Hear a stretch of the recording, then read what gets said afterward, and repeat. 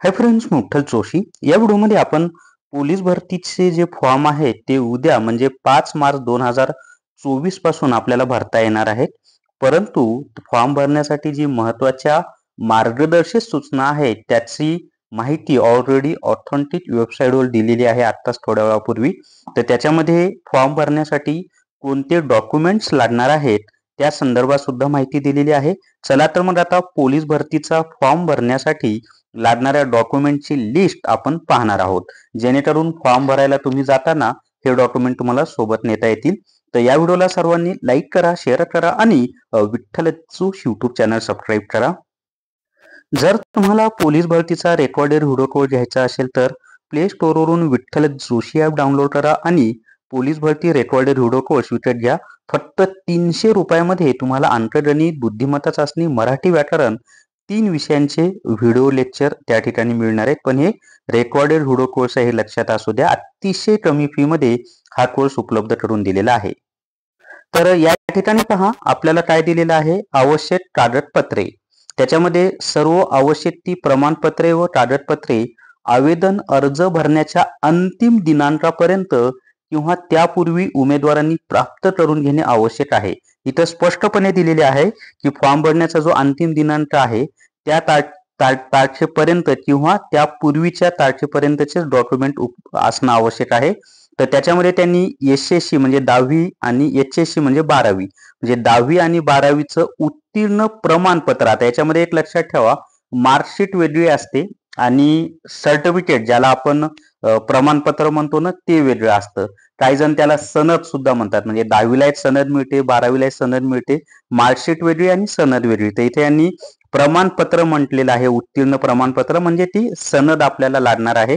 त्याच्यानंतर जन्म दाखला. आता या ठिकाणी जन्म दाखला जर तुमच्याकडे नसेल तर टीसी वरचं सुद्धा चालेल, म्हणजे पण जन्म दाखला असेल तर चांगलंच आहे, नसेल तर टीसी किंवा हे 10वीची जी सनद असते, 10वीची सनद, त्याच्यावर सुद्धा तुमचं बर्थ डेट दिलेली असते. त्याच्यानंतर रहिवासी प्रमाणपत्र आहे पहा, ते तुम्हाला लागणार आहे. त्याच्यानंतरचं डॉक्युमेंट आहे जातीचे प्रमाणपत्र. आता हे जे जातीचं प्रमाणपत्र आहे ना, ज्यांनी कास्टमधून फॉर्म भरणार आहे त्यांनाच लागणार आहे.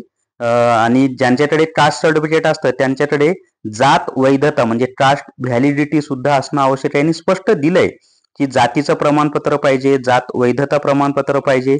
त्याच्यानंतर संगणक परीक्षा उत्तीर्ण प्रमाणपत्र जसं की MSCIT त्याच्यानंतरचं आहे. आणि MSCIT ला समतुल्य इतर जे कोर्स आहेत ते सुद्धा चालेल, पण यांनी इथं MSCIT चा उल्लेख केलेला आहे. पुढे जर तुम्ही खेळाडू मधून फॉर्म भरणार असाल तर खेळाडूचं प्रमाणपत्र पाहिजे, म्हणजे स्पोर्ट मधून फॉर्म भरणार असाल.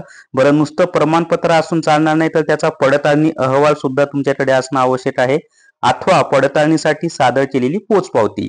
जर तुमच्याकडे स्पोर्टचं सर्टिफिकेट आहे तर त्याचा पडताळणी अहवाल पाहिजे. आणि जर पडताळणी अहवाल नसेल तर ते सर्टिफिकेट पडताळणीसाठी पाठवलेलं आहे त्याची पोचपावती असली तरी चालेल. त्याच्यानंतर जर तुम्ही ज्या कॅटेगरीला नॉन क्रिमिनल लागतं तिथे त्यांनी दिल्या कोणत्या कॅटेगरी आहेत ते, तर त्या कॅटेगरीसाठी नॉन क्रिमिनल प्रमाणपत्र सुद्धा लागेल. त्याच्यामध्ये विजा अ, भज ब, भज क, भज ड, विमा प्र, इमा व म्हणजे इतर मागासवर्ग, SEBC. आता हे जे नवीन 10% आरक्षण मिळालेलं आहे मराठा समाजाला ते SEBC.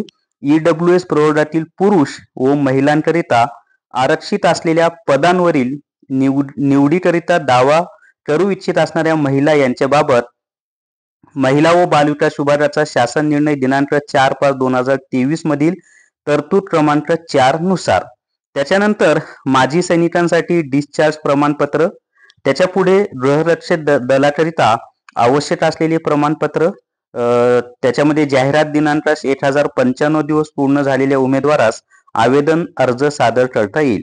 म्हणजे गृहरक्षक दलामध्ये ज्यांची निवड झालेली आहे आणि आता हे फॉर्म सुटलेले आहेत तोपर्यंत जर त्यांचे 1095 दिवस पूर्ण झालेले असतील तर त्यांना या कॅटेगरीमधून अर्ज करता येईल आणि त्याचं प्रमाणपत्र त्यांना पाहिजे.